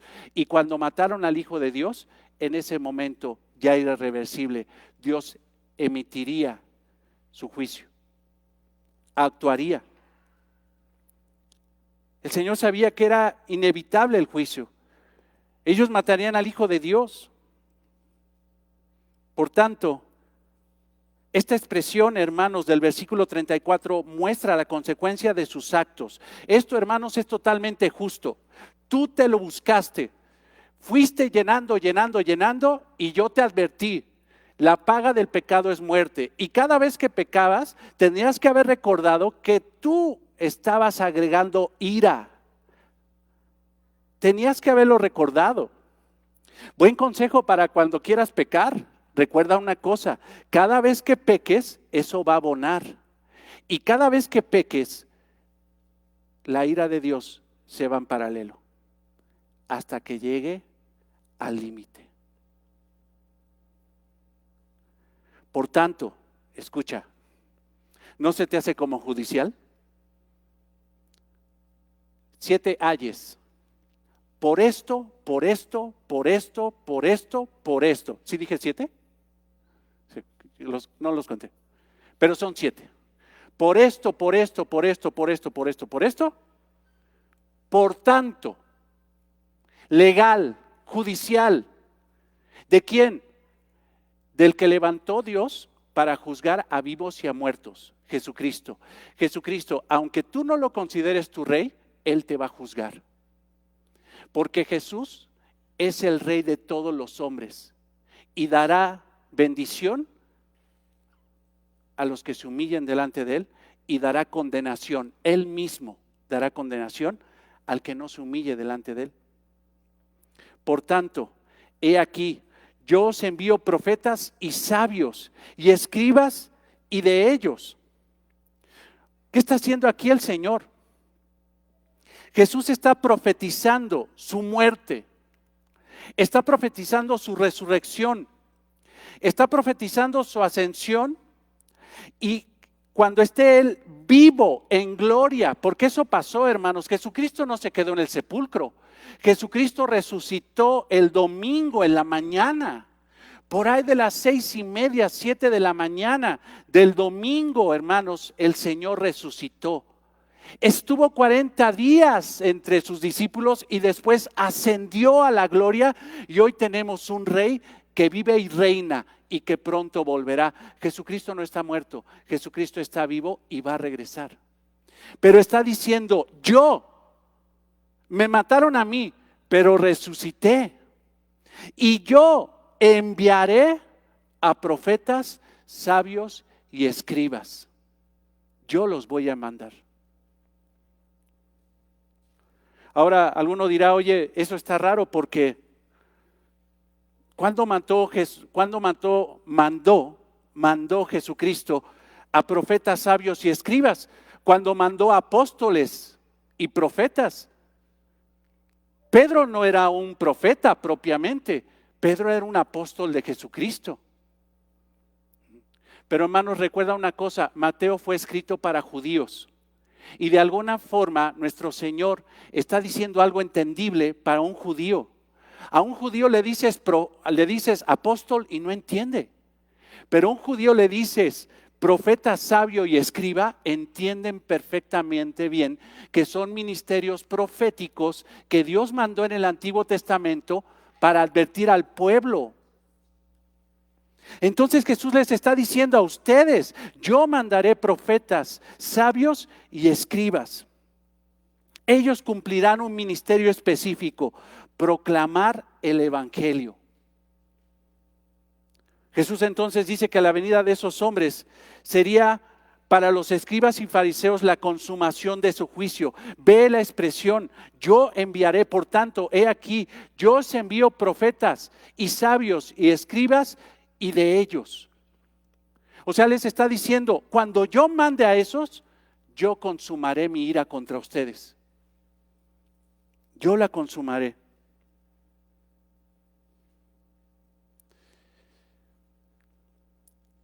a unos mataréis, a otro crucificaréis y a otros azotaréis. Está hablando en futuro. Ellos decían, no, nosotros no haremos. Nosotros no haríamos lo que hicieron nuestros padres. Jesús les está diciendo, me van a matar a mí y van a matar a todos los que mande después de que me maten a mí. Y a unos de ellos los van a matar. A Esteban lo mataron a pedradas. A Jacobo, hermanos, lo mataron a espada. Dice la tradición que a Pedro lo crucificaron y Pedro solicitó que lo crucificaran de cabeza porque no se sentía digno de ser crucificado como Jesús. Y aún crucificaron, dice la tradición, a la esposa de Pedro. Y Pedro nada más volteó a ver a su esposa y le dijo, el Señor es fiel. Y los mataron. Y dijeron que no lo iban a hacer. Y cuando Jesús dijo, les voy a enviar a ellos, ¿es para qué? ¿Para que los escuchen? No, para que los maten. Y ahí será consumada la realidad. Ustedes son peores asesinos que sus antepasados.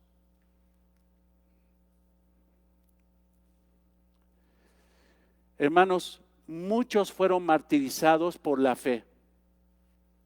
Cristianos clavados en postes cubiertos de brea e incendiados para iluminar calzadas en ciudades, por proclamar el evangelio, echados al Coliseo, a los leones, por proclamar el evangelio.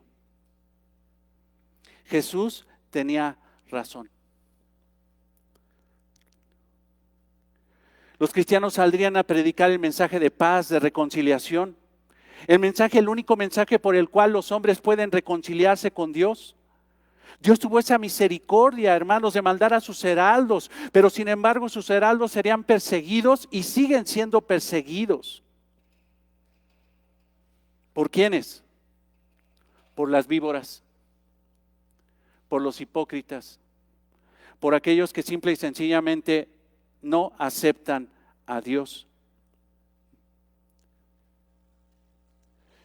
Segunda a los Corintios 2:15, 16 dice, porque para Dios somos grato olor de Cristo a los que se salvan, y en los que se pierden, a esto ciertamente olor de muerte para muerte. O sea, está diciendo, fíjate lo que está diciendo el apóstol Pablo, para nosotros cuando predicamos el evangelio, para algunos somos agradables, pero para otros somos tan desagradables que van a desear nuestra muerte. ¿Tú has predicado realmente el evangelio? ¿Has vivido el evangelio? Para algunos va a ser agradable y va a ser luz y bendición y lo creerán, pero a otros va a ser tan desagradable que van a desear matarte. No, es que no me han matado. Sí, pero ya te borraron del Facebook. Ya no te invitan. Ya no eres su amigo. Ya no eres su familiar. Ahora resulta que por decir la verdad y vivir la verdad conforme a Dios, de repente una mamá se atreve a decir, te prefiero delincuente, asesino y marihuano antes que cristiano. Fíjate, hasta me rimó. Te prefiero marihuano que cristiano. Dime qué es eso. Quien escucha a una mamá decir eso a un hijo lo mata. Pero gloria a Dios, hermanos, que nuestra familia se ha transformado, porque ahora nuestra verdadera familia está aquí. Esta es tu verdadera familia. Esta es la familia que vas a encontrar en la eternidad. Muchos de tu familia, aunque sean tus propios hijos, si no se humillan delante de Cristo, no van a llegar.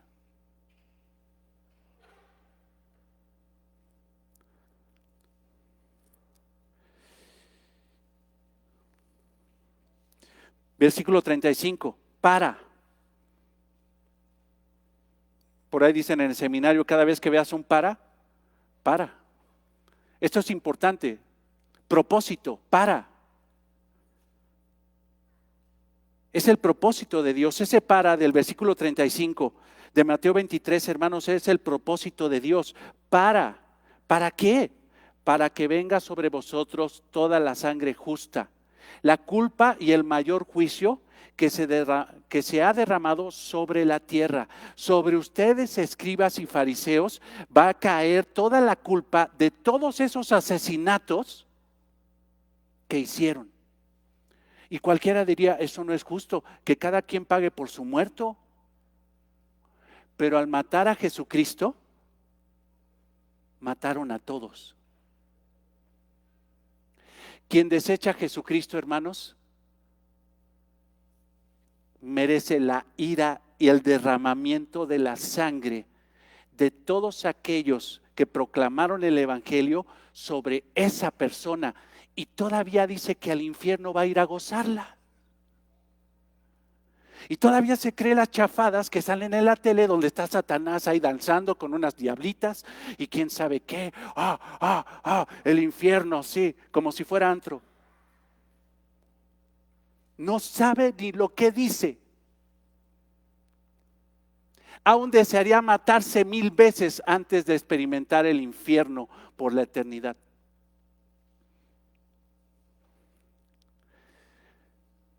La venida de los mensajeros de Dios y su proclamación, hermanos, son la gota que derramó el vaso.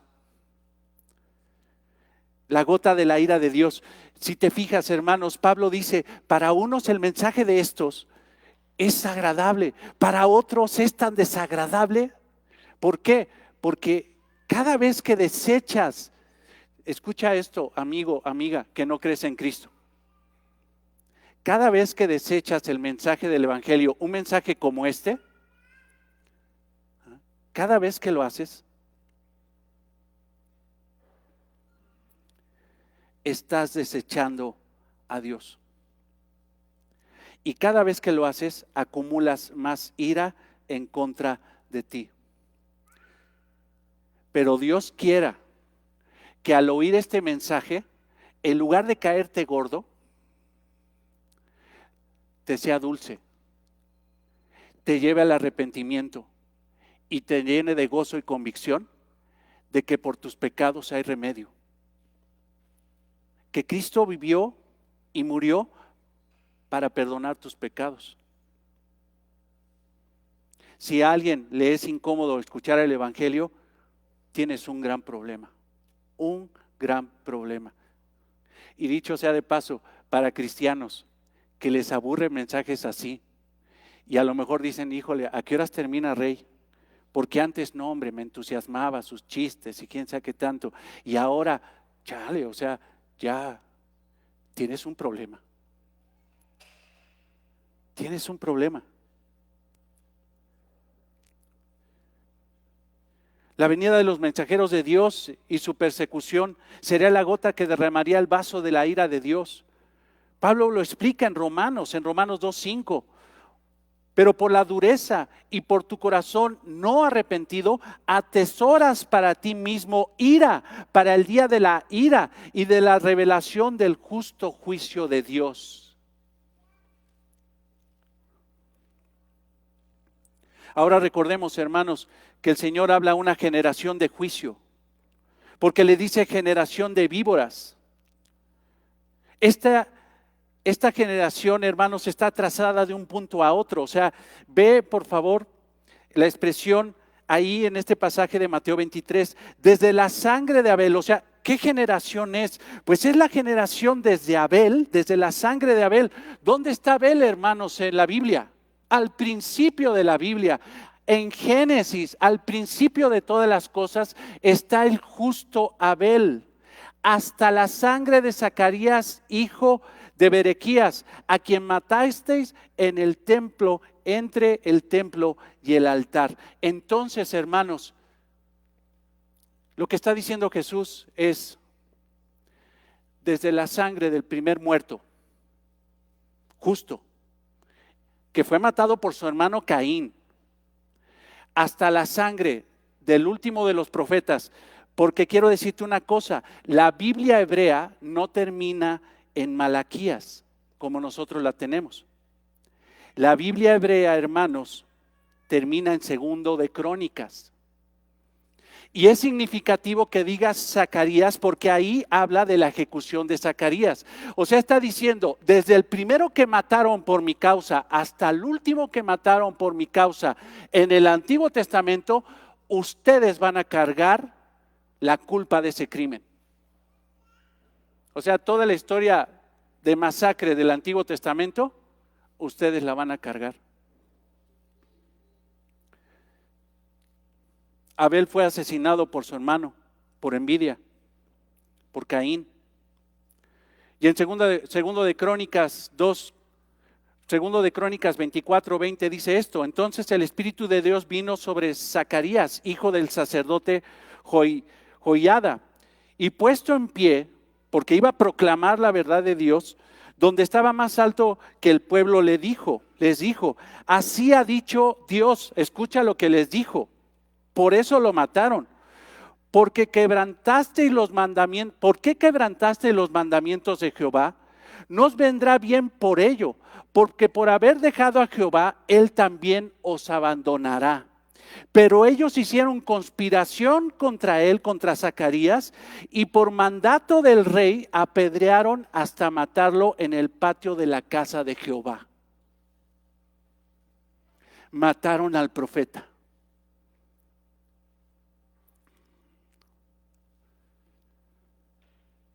Hermanos, prácticamente les está diciendo de tapa a tapa, todos los asesinatos que hicieron sus padres son culpa también de ustedes. Versículo 35.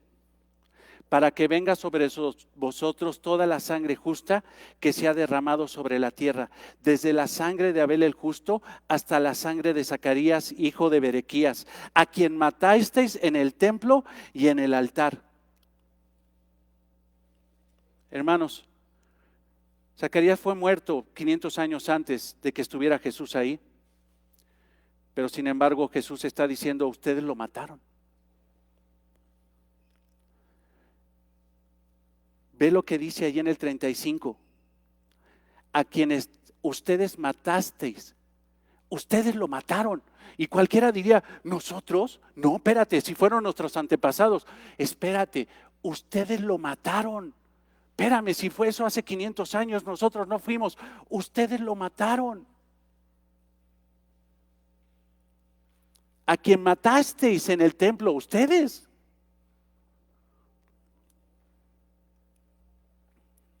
Hermanos, no cabe duda que hay generaciones que odian a Dios. Y esa generación que odia a Dios es lo mismo que las pasadas. Y todo el juicio de las pasadas es concentrada en esa generación. En esa.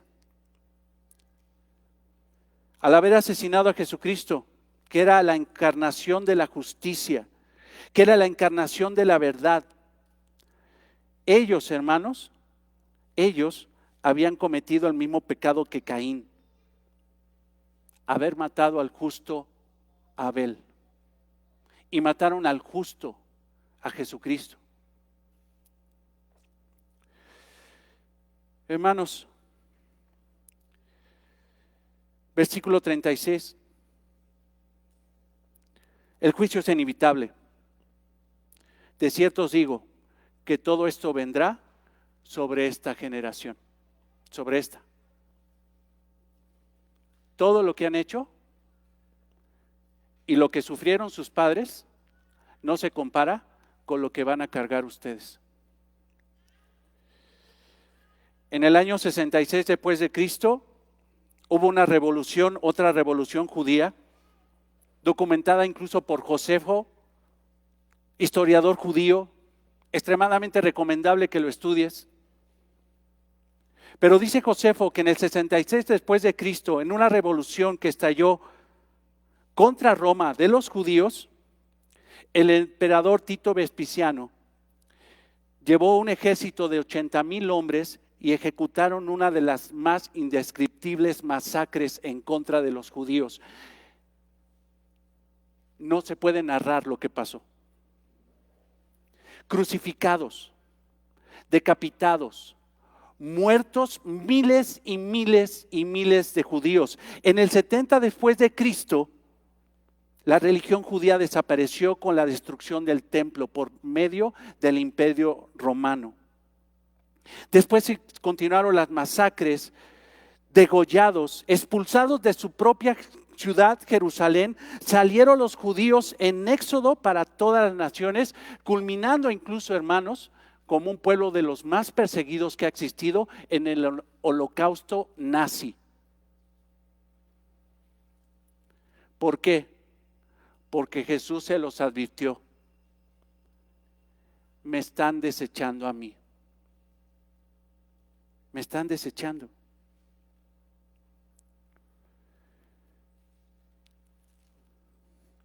Ahora los judíos nada más tienen un pedazo de muro y nada más lo ocupan para lamentarse. ¿Dios es malo? No, Dios es justo.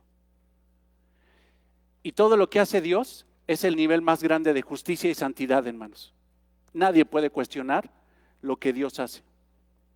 Si alguien pone el estándar, hermano, de lo que es justo y es bueno, es Dios, de ahí para abajo. Dios es bueno y Dios es justo.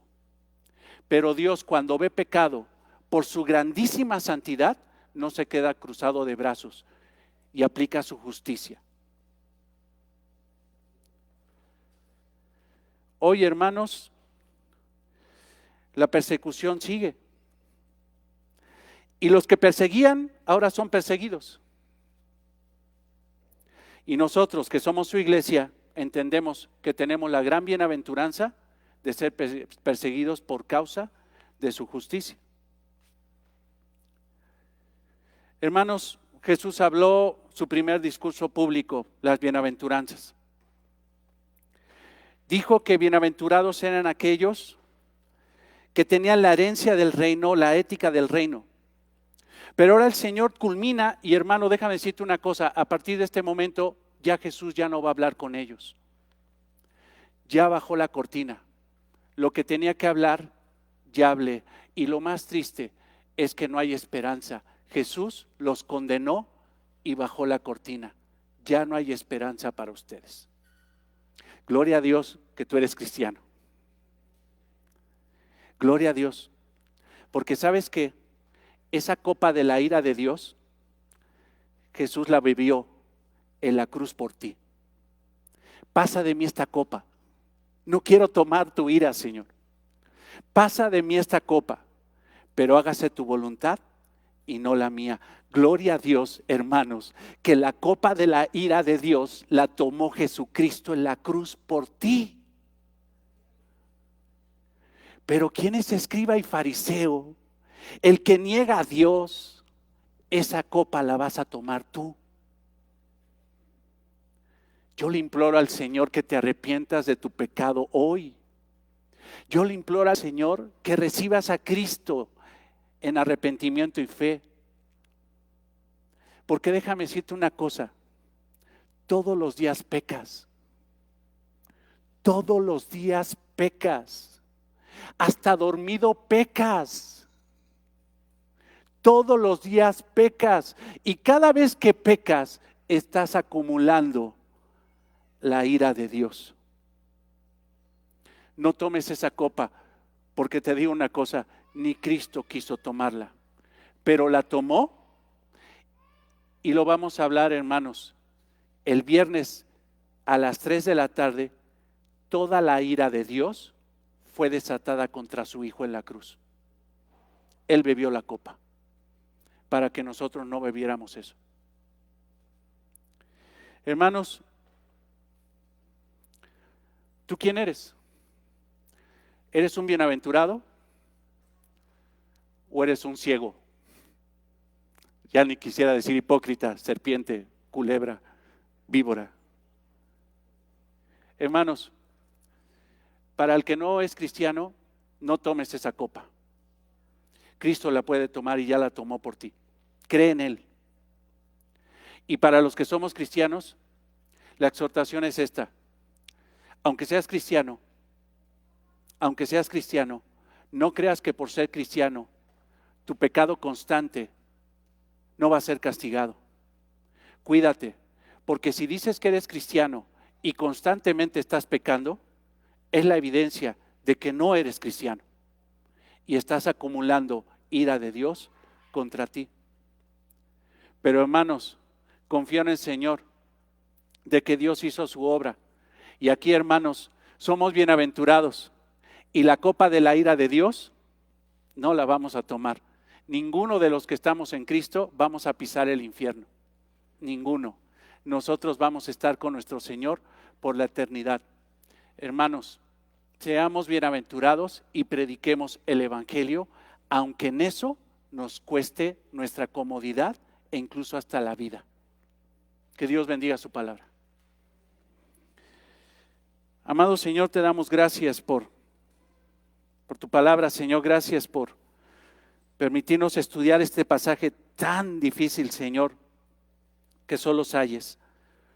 Señor, prepara nuestro corazón, Señor, porque lo vemos claramente que tú, Señor, ya dejaste de hablar con los religiosos y ahora emprenderás, Señor, tu camino hacia la cruz. Ya estamos ahora, Señor. Pero en ese caminar, Señor, que vas hacia la cruz a cumplir, Señor, el propósito del Padre y el cumplimiento de tu ministerio glorioso de salvar a los pecadores, tú todavía nos darás más enseñanzas. Ahora a nosotros, a tu iglesia, Señor, a tus discípulos. Gracias por las siguientes enseñanzas, Señor, privadas que solamente le darás a tu iglesia, a los tuyos, a tus discípulos, a tus apóstoles. Estamos expectantes, Señor. Prepara nuestros corazones para recibir tu palabra la próxima semana. En el nombre de Cristo oramos. Amén. Nos ponemos de pie, hermanos.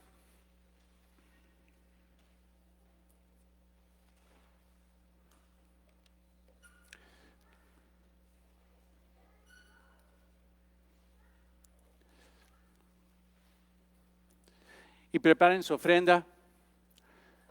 Demos gracias a Dios en oración.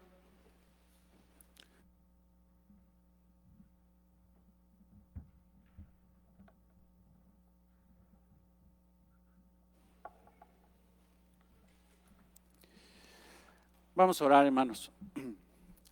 Señor, te damos gracias por permitirnos, Señor, escuchar tu palabra y gracias, Señor, porque podemos ofrendar con libertad.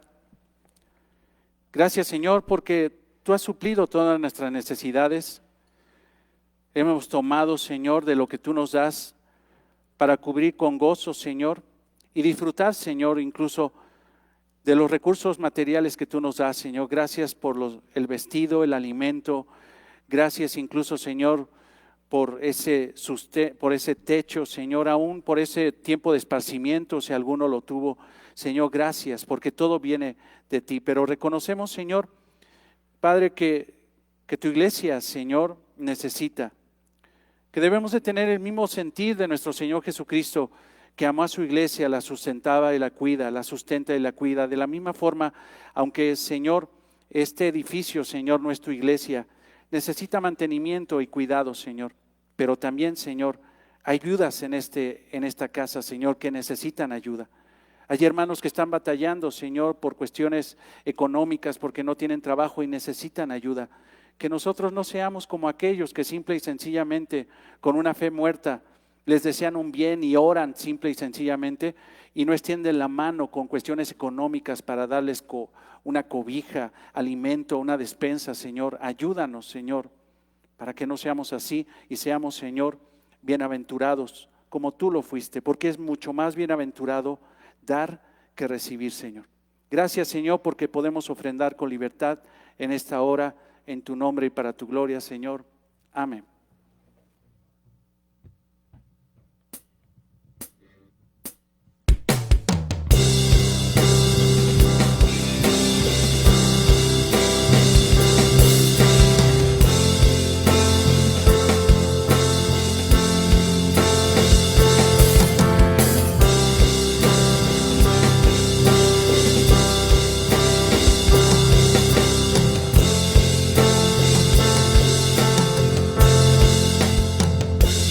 Padre eterno, declaraste el fin desde el principio.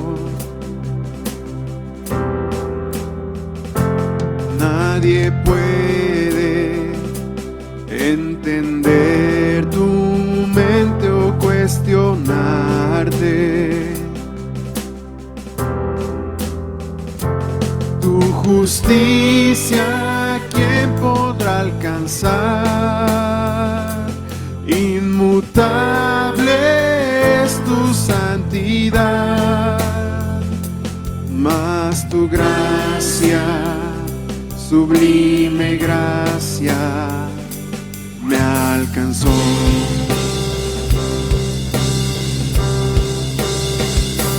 Padre eterno, por tu amor el verbo fue hecho carne, el unigénito, quien sustenta todo el universo. En la cruz clavó mi transgresión, con su rectitud Él me vistió,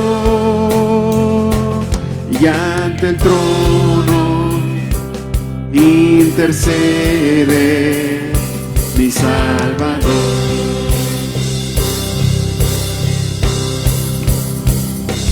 Aleluya, nuestro Dios, eternamente se ha exaltado, cante toda la creación, por los siglos de los siglos, al Trino Dios.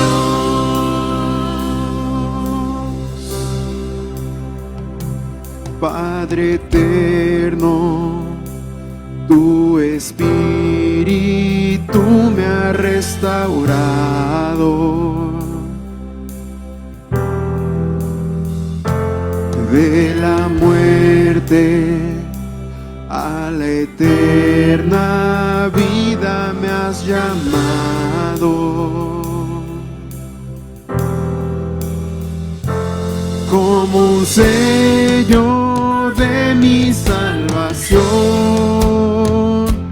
permanece el fiel consolador.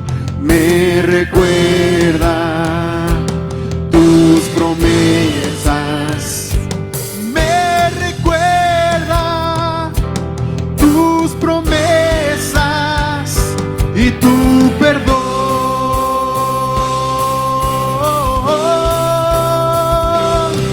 Aleluya,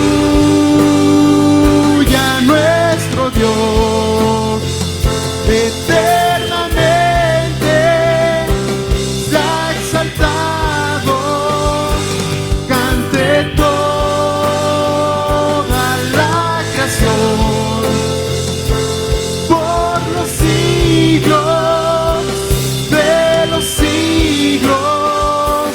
Aleluya, nuestro Dios, eternamente se ha exaltado, cante toda la creación, por los siglos de los siglos, al Trino Dios.